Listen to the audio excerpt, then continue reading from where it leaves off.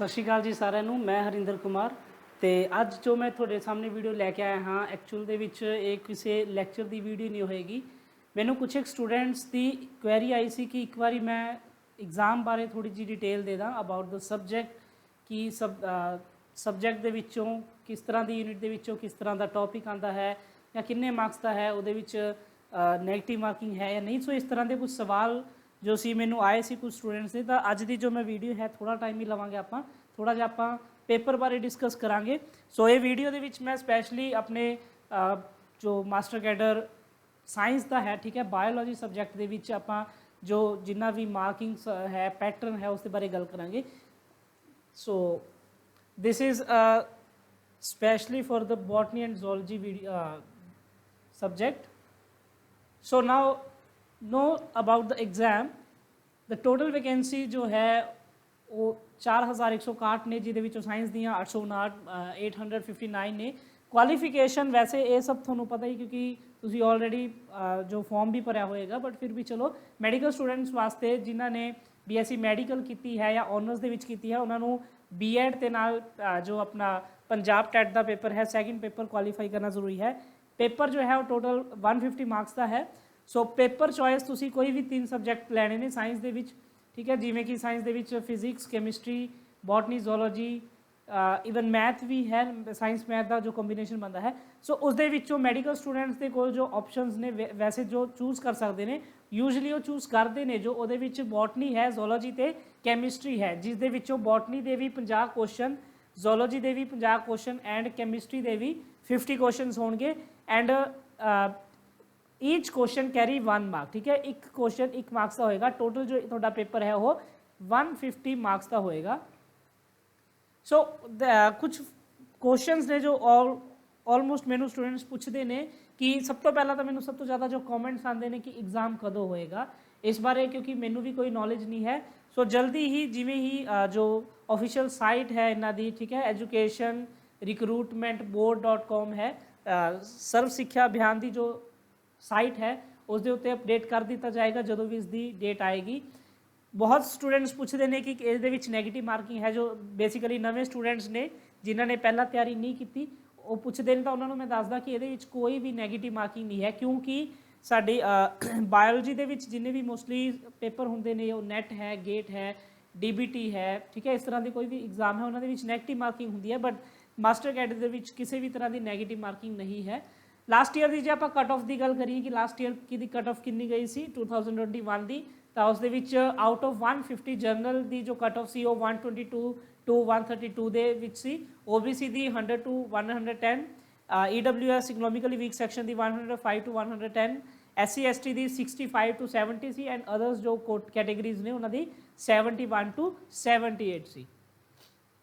सो आप गल करांगे जो मेन जो सुनने वाली गल है वो है कि सब्जेक्ट बारे टॉपिक जो ने जो मेनली वैसे तो सारा ही सिलेबस जो है थोनों पता ही है, बहुत इंपॉर्टेंट है। मैं कोई पर्टिकुलर थोनों नहीं दसांगा कि तुसी ये ही करो या ही करो, सब्जेक्ट तुसी सारा पढ़ना है, बट प्रीवियस ईयर्स के पेपर का एनालिसिस करके जो मेरा परसनल ऑब्जर्वेशन है कि किस पोर्शन के विचों क्वेश्चन मोस्टली पूछे जाते हैं या हर साल पूछे जाते हैं, मैं थोड़ी जी उन्होंने बारे एक बार डिस्कस कर ला। यूनिट फर्स्ट जो है that is diversity in living words, उस दे विच तुसी जो क्लासीफिकेशन सिस्टम है, ठीक है, जो अलग अलग जिन्हें भी साइंटिस्ट है, Bentham Hooker classification system, Engler, Prantl, Hutchinson जिन्ना भी है, उन्होंने बारे बहुत ज़्यादा क्वेश्चन पूछे ने। थोड़ा ध्यान नाल देखना स्क्रीन के उत्ते जिहड़ा मैं रेड कलर नाल शो किया है, it मीनस this is very important, मतलब जो कि मोस्टली क्वेश्चन रिपीट होंगे ने जिन्ना टॉपिक्स तो क्लासीफिकेशन सिस्टम तो बहुत टॉपिक रिपीट हो रहे हैं। उस तो बाद अलग अलग बुक्स के उन्होंने ऑथर, ठीक है, जिमें जेनेरा प्लैनेटेरियम नाम की बुक किसने लिखी है या केड़े टैक्सोनॉमिस्ट ने केड़ी बुक लिखी है, उसके बारे टर्म्स एंड रैंकर्स बारे जरूर पढ़ लेना, ऑर्डर की है, फैमिली की है, जीनस की है, 5 किंगडम्स बारे, ठीक है, विटाकर ने जिन्हें भी किंगडम दिते हैं उन्होंने बारे जरूर पढ़ के जाना, क्योंकि बहुत क्वेश्चन जो ने 5 किंगडम क्लासीफिकेशन सिस्टम के पूछे जाते हैं। एलगी के मोस्टली जो क्वेश्चन देखे गए हैं वो उसकी इकोनॉमिक इंपोर्टेंस तो ही पूछे गए हैं ज़्यादातर जो क्वेश्चन है।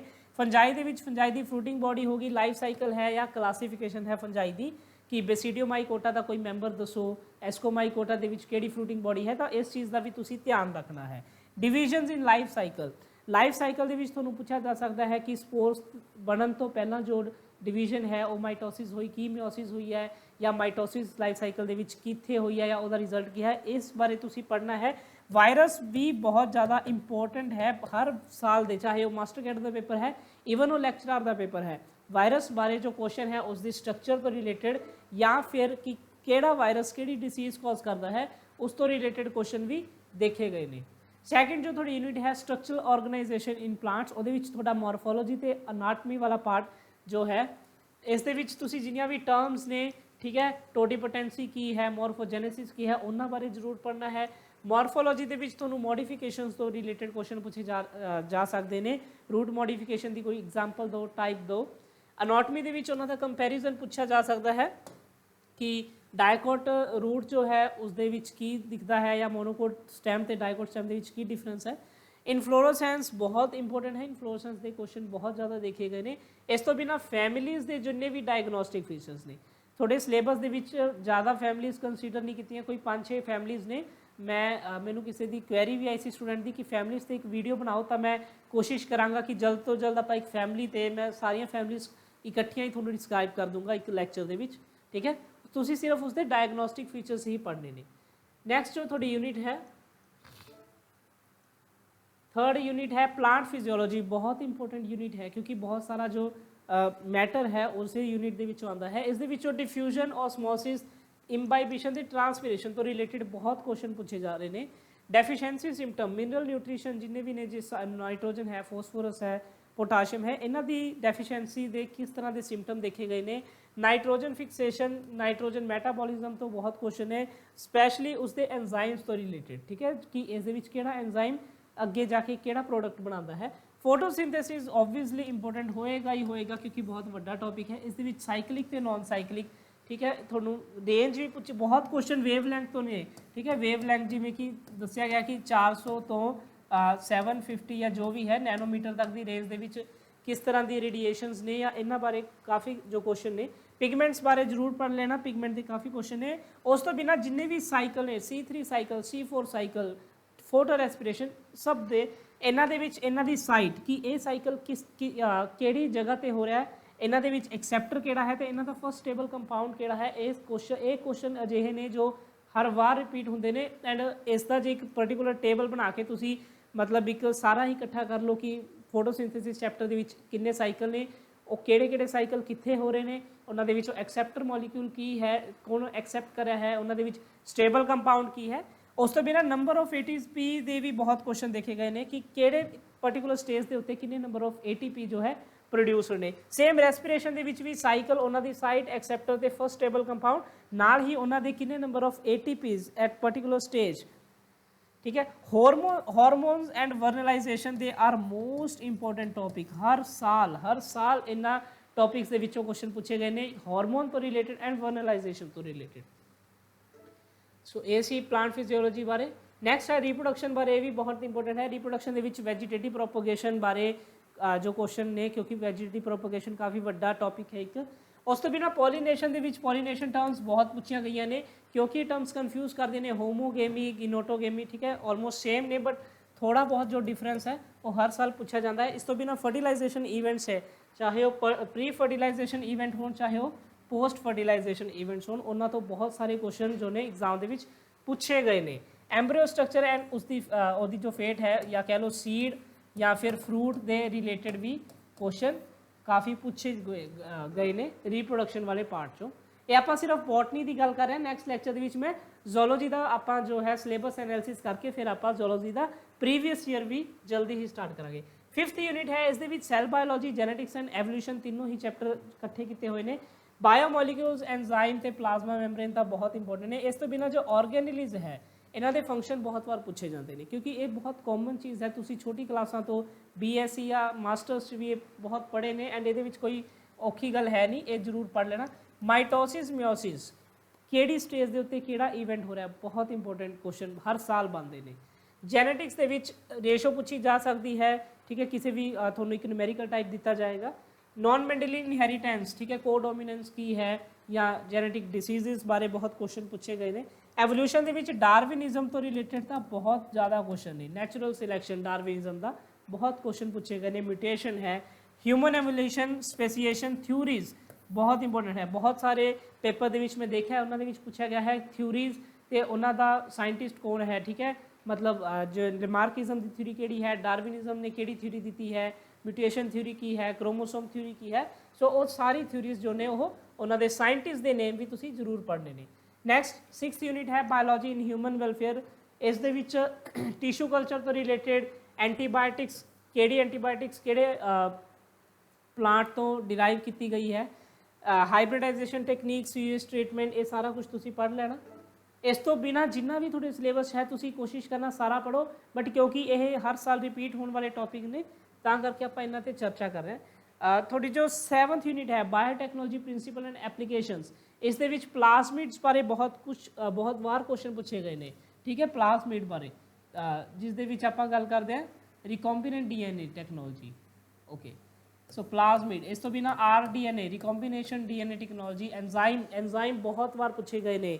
ਰਿਸਟ੍ਰਿਕਸ਼ਨ ਐਨਜ਼ਾਈਮ ਦਾ ਕੰਮ ਕੀ ਹੈ, ਠੀਕ ਹੈ। ਲਾਈਗੇਸ ਕਿੱਥੇ ਯੂਜ਼ ਹੋ ਰਿਹਾ ਹੈ। ਉਸ ਤੋਂ ਬਿਨਾਂ ਇਹਨਾਂ ਦੀ ਐਪਲੀਕੇਸ਼ਨਸ, ਬੀਟੀ ਕਾਟਨ ਹੈ ਜਾਂ ਥੈਰਾਪਿਊਟਿਕਸ ਦੇ ਵਿੱਚ ਇਹਨਾਂ ਦਾ ਯੂਜ਼ ਹੈ, ਕਿਸੇ ਵੀ ਤਰ੍ਹਾਂ ਦਾ ਯੂਜ਼ ਹੈ ਇਹਨਾਂ ਦੇ ਵਿੱਚ, ਠੀਕ ਹੈ। ਉਹ ਸਾਰੇ ਤੁਸੀਂ ਪੜ੍ਹਨੇ ਨੇ। ਉਸ ਤੋਂ ਬਾਅਦ ਜੋ ਸਾਡੀ ਲਾਸਟ ਯੂਨਿਟ ਹੈ ਇਕੋਲੋਜੀ ਐਂਡ ਇਨਵਾਇਰਨਮੈਂਟ, ਇਹ ਤਾਂ ਬਹੁਤ ਜ਼ਿਆਦਾ ਇੰਪੋਰਟੈਂਟ ਹੈ ਕਿਉਂਕਿ ਬਹੁਤ ਵੱਡੀ ਯੂਨਿਟ ਹੈ। ਇਸ ਦੇ ਵਿੱਚ ਸਪੀਸ਼ੀਜ਼ ਇੰਟਰੈਕਸ਼ਨ, ਠੀਕ ਹੈ, ਕੰਪੀਟੀਸ਼ਨ ਹੈ ਜਾਂ ਫਿਰ ਪੈਰਾਸੀਟਿਜ਼ਮ ਹੈ, ਠੀਕ ਹੈ, ਜਾਂ ਸਿੰਬਾਇਓਸਿਸ ਹੈ, ਜਿੰਨੇ ਵੀ ਤੁਸੀਂ ਪੜ੍ਹੇ ਨੇ ਉਹ ਸਾਰੇ ਤੁਸੀਂ ਕਰਨੇ ਨੇ with examples. Adaptations, birth rate and death rate ਦੇ ਨਿਊਮੈਰੀਕਲ ਦੇਖੇ ਗਏ ਨੇ, ਬਹੁਤ ਈਜ਼ੀ ਨੇ, ਉਹਦੇ ਵਿੱਚ ਕੋਈ ਵੱਡੀ ਗੱਲ ਨਹੀਂ ਹੈ। ਬਾਇਓਡਾਇਵਰਸਿਟੀ ਦੇ ਕੌਜ਼ ਕੀ ਨੇ, ਕਿਹੜੇ ਕਾਰਨ ਨੇ ਜਿਸ ਕਰਕੇ ਬਾਇਓਡਾਇਵਰਸਿਟੀ ਖਤਮ ਹੋ ਰਹੀ ਹੈ, ਉਹ ਤੁਸੀਂ ਜ਼ਰੂਰ ਕਰਨੇ ਨੇ। ਨੈਸ਼ਨਲ ਪਾਰਕ ਬਾਰੇ ਹਰ ਵਾਰ ਕੁਐਸਚਨ ਦੇਖਿਆ ਗਿਆ ਕਿ ਕਿਹੜਾ ਨੈਸ਼ਨਲ ਪਾਰਕ ਕਿਸ ਪਰਟੀਕੂਲਰ ਐਨੀਮਲ ਲਈ ਫੇਮਸ ਹੈ, ਕਿਹੜਾ ਨੈਸ਼ਨਲ ਪਾਰਕ ਫਸਟ ਟਾਈਮ ਜੋ ਇੰਡੀਆ ਦਾ ਸੀ, ਠੀਕ ਹੈ, ਕਿਹੜਾ ਨੈਸ਼ਨਲ ਪਾਰਕ ਕਿੱਥੇ ਮਿਲਦਾ ਹੈ, ਇਹ ਸਾਰਾ ਕੁਝ ਤੁਸੀਂ ਯਾਦ ਕਰਨਾ ਹੈ। ਇਸ ਤੋਂ ਬਿਨਾਂ ਕੇਸ ਸਟੱਡੀਜ਼ ਨੇ, ਜਿਵੇਂ ਭੋਪਾਲ ਗੈਸ ਟ੍ਰੈਜਡੀ ਹੈ, ਇਸ ਤੋਂ ਕੁਐਸਚਨ ਪੁੱਛੇ ਗਏ ਨੇ। ਮੀਨਾ ਮਾਟਾ ਹੈ, ਠੀਕ ਹੈ। ਸੋ ਇਸ ਤਰ੍ਹਾਂ ਜੋ ਵੀ ਪੋਲਿਊਸ਼ਨ ਤੋਂ ਰਿਲੇਟਡ ਨੇ ਉਹਨਾਂ ਬਾਰੇ ਪੁੱਛਿਆ ਗਿਆ ਹੈ। So this is all about the subject, ਠੀਕ ਹੈ। ਉਸ ਤੋਂ ਬਿਨਾਂ ਸਟੂਡੈਂਟਸ ਦੇ ਮੋਸਟਲੀ ਕੁਐਸਚਨ ਹੁੰਦੇ ਨੇ ਕਿ ਕਿੱਥੋਂ ਰੈਫਰ ਕਰੀਏ। ਦੇਰ ਆਰ ਨੰਬਰ ਆਫ ਬੁੱਕਸ, ਤੁਸੀਂ ਕਿਤੋਂ ਵੀ ਪੜ੍ਹ ਲਓ, ਤੁਹਾਨੂੰ ਸਾਰਾ ਦਾ ਸਾਰਾ ਮਟੀਰੀਅਲ ਐਜ਼ ਇਟ ਇਜ਼ ਮਿਲ ਜੂਗਾ। NCERT ਜੋ ਹੈ +1 +2 ਦੀ ਇੱਕ ਵਾਰ ਮੇਰੇ ਅਕੋਰਡਿੰਗ ਤਾਂ ਤੁਸੀਂ ਉਸਦੇ ਕੰਪਲੀਟਲੀ ਗੋ ਥਰੂ ਹੋ ਜਾਓ, ਕਿਉਂਕਿ 80% ਔਰ you can say more than 80% is from NCERT +1 and +2। But ਕਿਉਂਕਿ ਤੁਸੀਂ ਇੰਨਾ ਰਿਸਕ ਨਹੀਂ ਲੈ ਸਕਦੇ ਕਿ ਤੁਸੀਂ ਇੱਕ TGT ਲੈਵਲ ਲਈ ਜੇ ਟੀਚਰ ਲੱਗ ਰਹੇ ਹੋ, ਠੀਕ ਹੈ, ਤਾਂ ਤੁਸੀਂ ਇਸ ਲੈਵਲ ਦਾ ਕਰੋਗੇ ਤਾਂ ਤੁਹਾਨੂੰ ਇਸ ਤੋਂ ਥੋੜ੍ਹਾ ਅੱਗੇ ਜਾਣਾ ਪਏਗਾ। ਤੁਹਾਨੂੰ BSc ਦੀ ਬੁੱਕਸ ਵੀ ਰੈਫਰ ਕਰਨੀ ਪੈਣਗੀਆਂ। ਤੁਸੀਂ ਆਪਣੀ BSc ਦੇ ਦੌਰਾਨ ਮਾਡਰਨ ਜਾਂ ਪ੍ਰਦੀਪ ਦੀ ਪਬਲੀਕੇਸ਼ਨ ਦੀਆਂ ਬੁੱਕਸ ਪੜ੍ਹੀਆਂ ਨੇ, ਤੁਸੀਂ ਕਰੀ ਉਹਨਾਂ ਦੇ ਗੋ ਥਰੂ ਹੋ ਸਕਦੇ ਹੋ। ਇਸ ਤੋਂ ਬਿਨਾਂ ਬਹੁਤ ਸਾਰੇ MCQs ਟਾਈਪ ਦੀ ਬੁੱਕਸ ਨੇ ਮਾਰਕੀਟ ਦੇ ਵਿੱਚ, ਅਰੀਹਾਂਤ ਹੈ, ਦਿਨੇਸ਼ ਹੈ, ਜਾਂ ਕੋਈ ਵੀ ਤੁਸੀਂ ਰੈਫਰ ਕਰ ਸਕਦੇ ਹੋ, ਟਰੂਮੈਨ ਹੈ। YouTube ਲੈਕਚਰਸ ਤੁਸੀਂ ਕਿਤੇ ਵੀ ਦੇਖ ਸਕਦੇ ਹੋ। ਈਵਨ ਚਲੋ ਮੇਰਾ ਜੋ YouTube ਲੈਕਚਰ ਹੈ ਮੈਂ ਪੂਰੀ ਕੋਸ਼ਿਸ਼ ਕਰਦਾ ਕਿ ਤੁਹਾਨੂੰ ਉੱਥੇ ਮੈਂ ਪ੍ਰੋਵਾਈਡ ਕਰਦਾ, ਬਟ ਜਿਹੜੀ ਚੀਜ਼ ਤੁਹਾਨੂੰ ਕਿਸੇ ਹੋਰ ਪਲੇਟਫਾਰਮ ਤੋਂ ਮਿਲ ਰਹੀ ਹੈ ਤਾਂ you must go through this. Telegram ਬਹੁਤ ਇੱਕ ਵਧੀਆ ਆਈ ਥਿੰਕ ਆਪਸ਼ਨ ਹੈ। Number of sources are present, ਬਹੁਤ ਸਾਰੇ, ਜਿੰਨਾ ਮਰਜ਼ੀ ਮਟੀਰੀਅਲ ਲੈ ਲਓ। ਈਵਨ ਤੁਹਾਡੇ ਕੋਲ ਹੋ ਸਕਦਾ ਹੈ ਇੰਟਰਨੈਟ ਖਤਮ ਹੋ ਜਾਏ, ਬਟ ਟੈਲੀਗ੍ਰਾਮ ਦੇ ਉੱਤੇ ਸਟੱਡੀ ਮਟੀਰੀਅਲ ਇੰਨਾ ਜ਼ਿਆਦਾ ਪ੍ਰੋਵਾਈਡ ਕੀਤਾ ਗਿਆ, ਤੁਸੀਂ ਇੰਡੀਅਨ ਆਥਰ ਤੋਂ ਲੈ ਕੇ ਫੋਰਨ ਆਥਰ ਸਾਰਾ ਕੁਝ ਸਰਚ ਕਰ ਸਕਦੇ ਹੋ ਟੈਲੀਗ੍ਰਾਮ ਦੇ ਉੱਤੇ, ਠੀਕ ਹੈ। ਸੋ ਮੋਸਟ ਇੰਪੋਰਟੈਂਟ ਜੋ ਚੀਜ਼ ਹੈ, ਜੋ ਮੈਂ ਬਾਰ-ਬਾਰ ਮੇਰਾ ਮੇਨ ਫੋਕਸ ਵੀ ਈਵਨ ਵੀਡੀਓਜ਼ ਬਣਾਉਂਦਾ ਉਸੇ 'ਤੇ ਹੈ ਕਿ please go through the previous years questions. ਮੈਂ ਜਿੰਨੇ ਵੀ ਪੇਪਰ ਐਨਾਲਿਸਿਸ ਹੁਣ ਤੱਕ ਕਰ ਰਿਹਾ, this is my first time. ਮੈਂ ਪਹਿਲਾਂ ਕਦੇ ਵੀ ਮਾਸਟਰ ਕੈਡਰ ਦੇ ਪੇਪਰ ਦੀ ਐਨਾਲਿਸਿਸ ਨਹੀਂ ਕੀਤੀ। I gone through the master cadre as well as meritorious lecturer. ਬਿਲਕੁਲ as it is question repeat ਹੋ ਰਹੇ ਨੇ ਹਰ ਸਾਲ, ਠੀਕ ਹੈ। ਚਲੋ ਹਰ ਸਾਲ ਨਹੀਂ ਹੋ ਰਹੇ ਹੋਣਗੇ, ਬਟ ਜੋ ਕੁਐਸਚਨ ਮੈਰੀਟੋਰੀਅਸ ਦੇ ਲੈਕਚਰਰ ਲਈ ਦੇਖੇ ਗਏ ਨੇ, ਸੇਮ ਕੁਐਸਚਨ ਮਾਸਟਰ ਕੈਡਰ ਦੇ ਪੇਪਰ ਦੇ ਵਿੱਚ ਐਜ਼ ਇਟ ਇਜ਼ ਪਏ ਹੋਏ ਨੇ, ਠੀਕ ਹੈ। ਹੋ ਸਕਦਾ ਉਹਨਾਂ ਦੀ ਆਪਸ਼ਨਸ ਅੱਗੇ ਪਿੱਛੇ ਕਰਤੀ ਹੋਵੇ, ਤਾਂ ਹੀ ਮੈਂ ਬਾਰ-ਬਾਰ ਕਹਿ ਰਿਹਾ ਮਸਟ ਗੋ ਥਰੂ ਦ ਪ੍ਰੀਵੀਅਸ ਈਅਰ ਕੁਐਸਚਨਸ, ਠੀਕ ਹੈ। ਸੋ ਪੇਪਰ ਦੇ ਵਿੱਚ ਚੰਗੇ ਨੰਬਰ ਲੈਣ ਲਈ I think this is more than enough, and all the very best. So to get more updates like this, please guys don't forget to like, share and subscribe our YouTube channel, Unique Digital Campus. Thank you students.